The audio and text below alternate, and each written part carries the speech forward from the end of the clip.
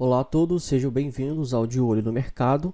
Hoje é 24 de maio de 2022 e nós tivemos aí o pregão de terça-feira. Lembrando que os estudos não se configuram como recomendação de investimentos, mas têm caráter educacional. Tá?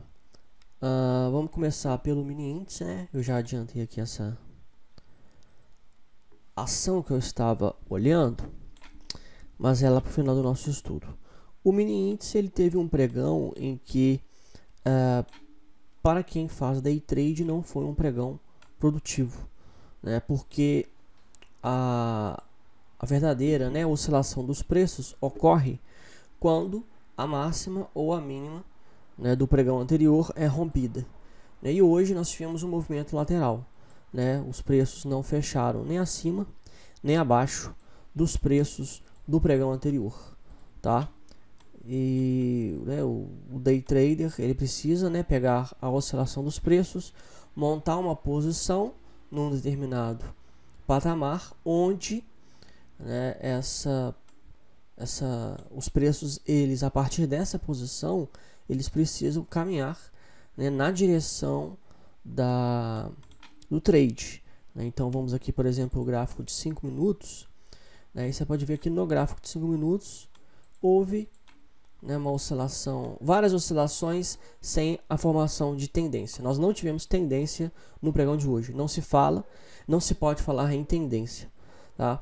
Porque os preços, olha só, eles abriram em gap de baixa, né? Aí eles seguraram abaixo da média de 200 e se fosse para continuar em tendência, e no caso aqui a tendência de baixa, eles tinham que vir, bater na média de 20, formar um candle de preferência como esse aqui, um candle de força sobre a média, né, e não romper acima da média, mas sobre a média, tá? E voltar a cair, tá? Ele rompeu acima da média, formou este candle, né, mas você pode ver que assim que forma o candle, os preços eles já voltam, né, ele forma um candle com os preços caindo abaixo das médias. Rompeu 4 médias importantes, tá? 4, rompeu a média de 3, a média de 8, a média de 20, a média de 200. Rompeu as 4 médias, para depois ele voltar acima delas 10 minutos depois, tá? Para depois ele bater na banda de Bollinger e voltar a cair. Então assim, são oscilações sem sentido. Ele bate lá em cima, bate lá embaixo, tá? Aí quem gosta, né, pode querer forçar a barra e falar: ah, mas aqui, ó, ele rompeu esse suporte. Beleza, ele rompeu o suporte. Ele rompeu aqui essa mínima. Tá, ele caiu o que? Ele caiu 376 pontos. Mas aí você conseguia ter entrado já nesse rompimento. E o que te faria sair nesses 376 pontos, 400 pontos aqui embaixo? O que faria? Qual que era o parâmetro para você sair do trade? Tá, então entendeu? Não adianta a gente forçar quando não há tendência. Não adianta forçar. Não adianta. A gente precisa esperar a tendência ser formada.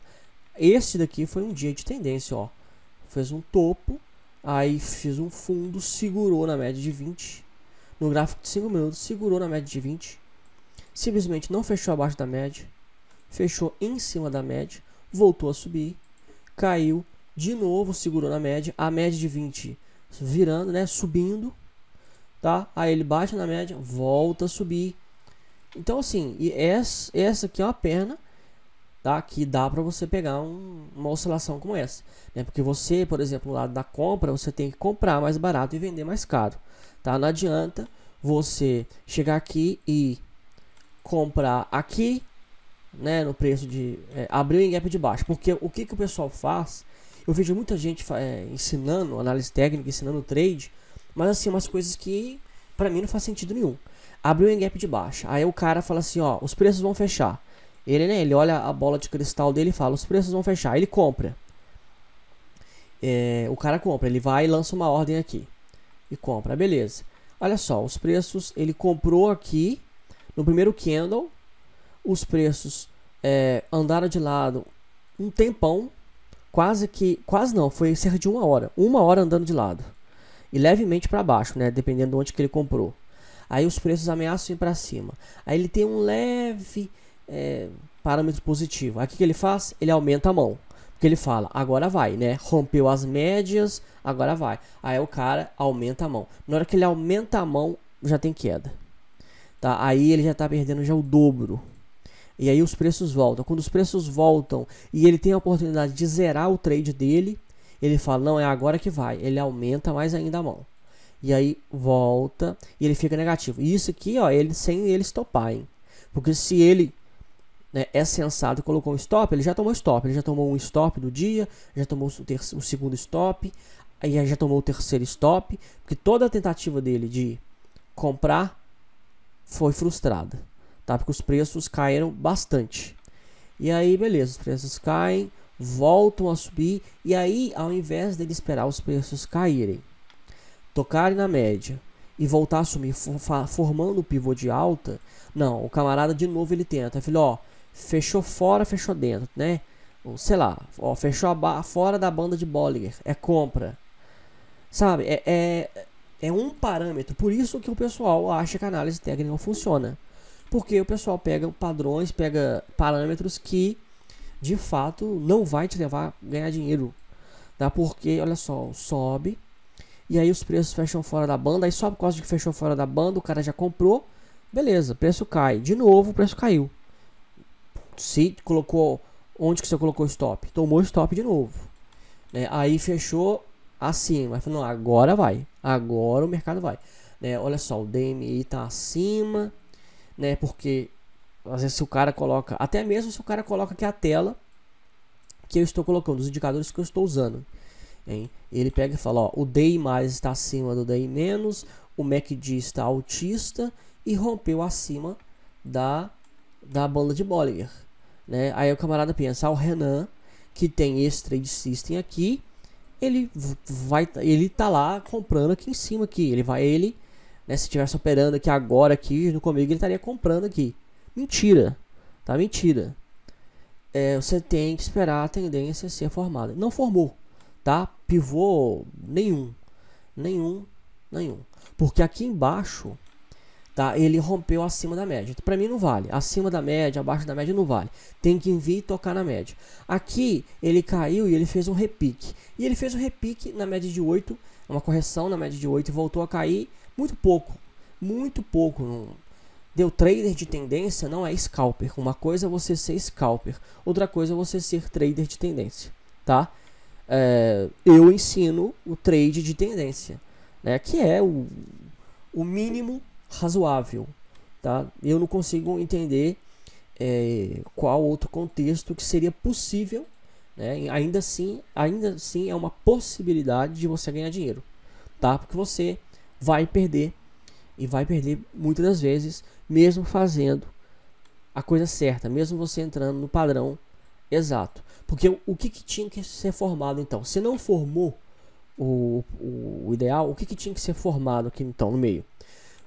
A gente tem que esperar os preços, né? Vamos fazer aqui no final. Por exemplo, esse final aqui, ó, o que tem que acontecer para que seja em um setup, né? Os preços têm que, beleza, eles estão andando de lado, né? Tocar na média de 20 períodos e aí sobre a média de 20 períodos formar, né, um candle de preferência de força, um candle de alta de força, onde as três médias móveis de 3, 8 e 20 períodos estejam passando por dentro deste candle, tá?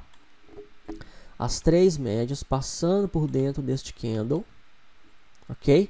Com aqui o DI mais acima do DI menos, o ADX acima de 30, o MACD com histograma altista, com as médias viradas para cima. Tá? Aqui esse candle tem que estar empurrando essa banda de Bollinger para cima. Eu ensino tudo isso no meu curso, tá? Aqui, ó, essa banda de Bollinger tem que estar virada para cima aqui, ó. Aí ele tem que estar empurrando essa banda de Bollinger para cima. Depois desse candle de força, tem que formar um candle de correção, um gift, tá? Pelo menos. E aí sim, né? Um novo candle de alta, onde você entra, tá? Você entra aqui e você coloca o seu stop ou abaixo do gift ou abaixo do candle de força, tá? Esse aqui é o padrão ideal que a gente trabalha. Então, né, você pode ver que todos os astros precisam estar alinhados. Todos os astros, né? Não basta dois astros estarem alinhados, né? O DMI e o MACD estão alinhados. Aqui, por exemplo, ó, nessa parte aqui estão alinhados. Beleza. Por quê? Fez um movimento de expansão de alta. Mas aí, essa tendência, esse movimento de alta, ele precisa ser testado. Qual que é o teste dele? O teste é o preço cair, porque os preços não sobem em linha reta, eles fazem zigue-zague, e o preço cair até a média de 20 e voltar a subir. É isso. Não é cálculo quântico nem nada, tá? É simplesmente são parâmetros simples, tá? E o povo gosta de complicar a situação. E aí os caras, né, fazem umas análises assim meio malucas de, né, porque o pessoal acha que é o seguinte: quando eu comecei a fazer também estudos, né, todo santo dia, igual eu faço, eu também achava que tinha que ter oportunidade, né, porque tinha aluno meu que fazia day trade, e aí o cara, né, queria que no final do dia eu fizesse um estudo no gráfico de 5 minutos, mostrando as possibilidades. Aí teve uma vez um cara que veio discutir comigo, ele veio discutir mesmo comigo, falando que tinha oportunidade no tal ponto, em tal região, porque aconteceu isso, aquilo. Falei com ele que eu não tava encontrando. Eu falei, ó, tá, essa é uma possibilidade. Porque o que a gente tem que pensar? Nada é 100%. Então não adianta eu ficar brigando, porque aqui, ó, aqui rompeu, vamos lá. O camarada vem falar comigo assim, ó, aqui, ó, rompeu a média de 200 e foi. Aí o cara pega aqui o cursor, várias vezes, já fizeram isso comigo, ó. E aí clica aqui e fala, ó, olha só. A cacetada, ó, 849 pontos. 800 pontos, imagina. Se tiver com 5 mini contratos aqui, você ganhou R$800 só nessa pernada. Ah, beleza, bacana. Mas aí o padrão que ele falou aqui, que ele pegou, ocorreu aqui, gerou stop, não foi. Ocorreu aqui, também não foi. Ocorreu aqui. Então assim, ocorreu umas 4, 5 vezes ao longo do dia. Aí essas 4, 5 vezes o cara não operou não. Mas aí na hora que foi, o cara operou. Falei, day trade é terra de malandro. E terra de, não todos, né? Obviamente, mas terra de muito charlatão, muito cara, nego mentiroso. Muito, tá? Muito mesmo. Porque pessoal, não é possível, né? Se fala muita coisa, né? Tem um camarada aí de uma empresa aí de trade aí famosa, que uma vez ele publicou uma suposta boleta. Ele publicou lá uma suposta boleta, né, lá no Twitter dele, né? Ele adora twittar, e aí ele foi lá e publicou. Eu fui lá e salvei a imagem. E eu fui lá no mini índice, no mini dólar, para ver quais são os pontos. Não fez sentido nenhum. Porque, primeiro, eu me lembro exatamente que ele comprou quando os preços estavam caindo. E aí ele decidiu comprar no meio, né, da perna de queda. E aí, logicamente, né, ele sofreu... ele estava sofrendo prejuízo. Né, e aí os preços viraram. É como se o seguinte, ele tivesse entrado aqui, né, nesse ponto aqui, qualquer ponto.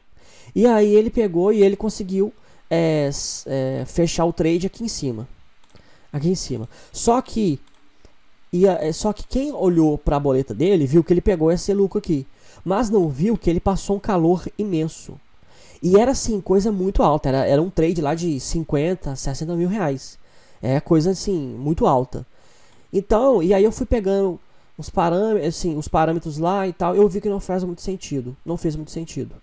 Né? E aí eu suspeito que aquela imagem era uma imagem alterada. Tá? Era uma imagem alterada. Porque o cara queria mostrar que ele boletou 100 e tantos mil naquele dia. E se ele conseguiu de fato aquilo, se ele realmente conseguiu abrir a ordem aqui, e realmente ele conseguiu esperar para bater ali em cima, beleza, parabéns. Só que a queda que teve depois que ele entrou, assim, pelo tamanho que ele estava posicionado, ele chegou a ficar mais de 100 mil reais no prejuízo daquele trade.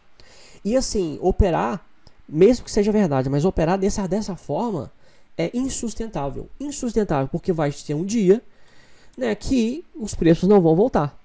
Tá? Então, assim, se o cara é capaz de ficar 100 mil reais no negativo sem fechar a ordem, sem acionar o stop loss, ou ele é multimilionário e ele pode ficar aí torrando dinheiro, ou não é sustentável aquilo, né? Não é à toa que o cara não boletou mais, não colocou boleta mais, tá? Foi essa mais uma outra vez, umas 2 vezes só, e depois não apareceu mais com boleta nenhuma, né? Boleta mentirosa também, e não apenas boleta mentirosa, né? Os dois cenários que tem, né? Primeiro, é uma boleta mentirosa, né? Ele simplesmente foi lá e editou a imagem. Ou segundo, se for verdade, ele operou de uma forma muito errada, entendeu? Porque é muito fácil o cara chegar lá e mostrar, né, supostos ganhos, enfim, tá? Então é isso. Então, resumindo, existem pregões em que não se dá para operar.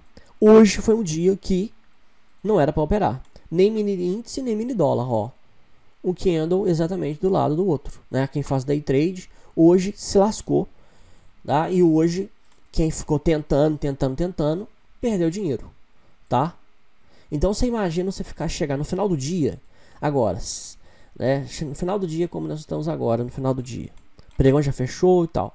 Aí você fica pensando, né?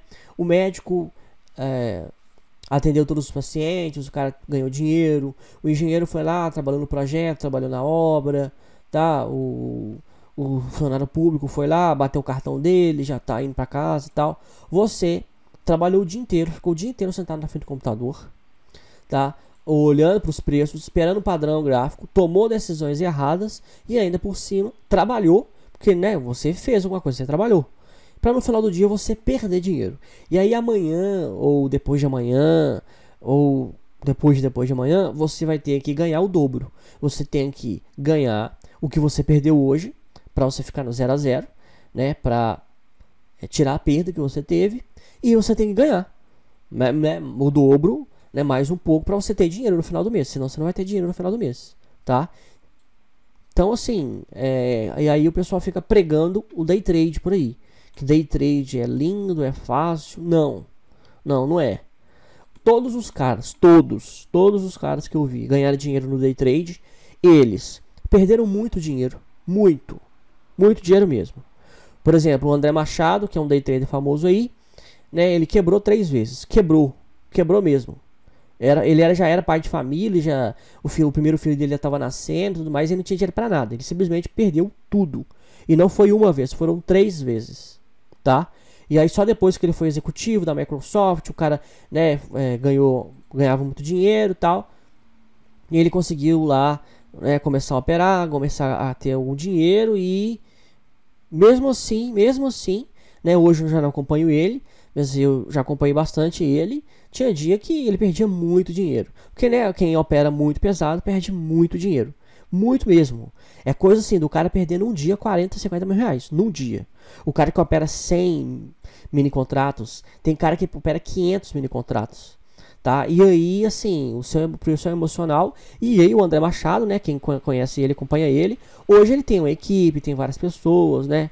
Mas antes era só ele na sala dele. Então, assim, ele cantava pé do 90, ele xingava a mãe dos outros, entendeu? Porque até ele, que já tinha muito dinheiro, sofria com a perda. Afinal de contas, perder 40, 50 mil reais num dia, tá? E você ficar bem não é pra qualquer um, né? Então essa é um pouco da realidade, sabe? Eu tô falando tudo isso. Por que eu tô falando tudo isso, né? Eu tô mostrando o gráfico aqui, tô falando outras coisas. Porque hoje foi um dia ruim pra quem é day trader, tá?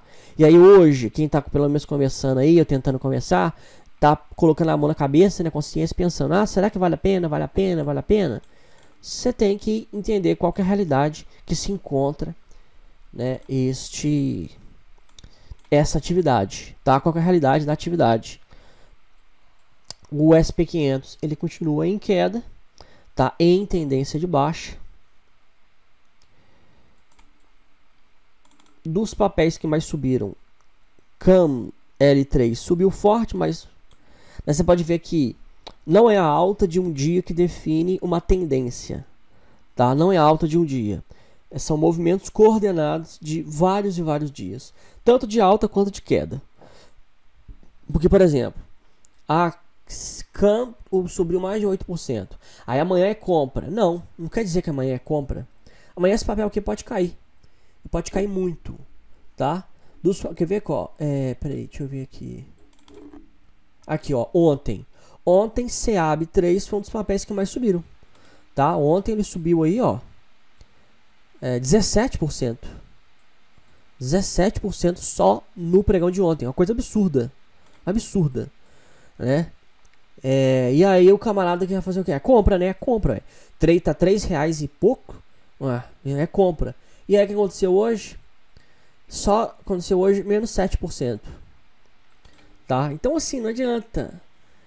Sabe, não adianta as pessoas quererem facilitar ou simplificar algo que tem uma série de complexidade na sua execução e na sua leitura, tá? Porque a gente lida com algo incerto chamado futuro, né? Nessa parte direita, esse vazio direito do gráfico, é o que vai fazer as pessoas ganharem e perderem dinheiro. É esse vazio, a partir do momento que ele vai sendo preenchido com o comportamento dos preços, tá? E esse vazio, ele é vazio tanto para mim quanto para qualquer um, tá? Quanto para qualquer um.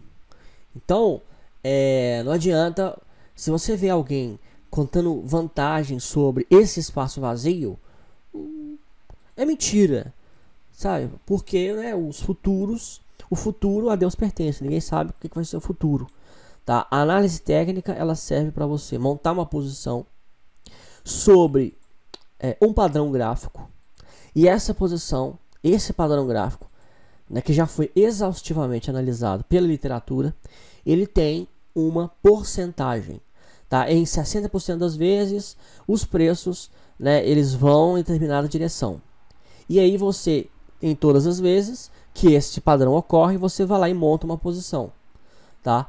Em 60% das vezes você vai ganhar, em 40% das vezes você vai perder, tá? Você vai ganhar dinheiro no final, por quê?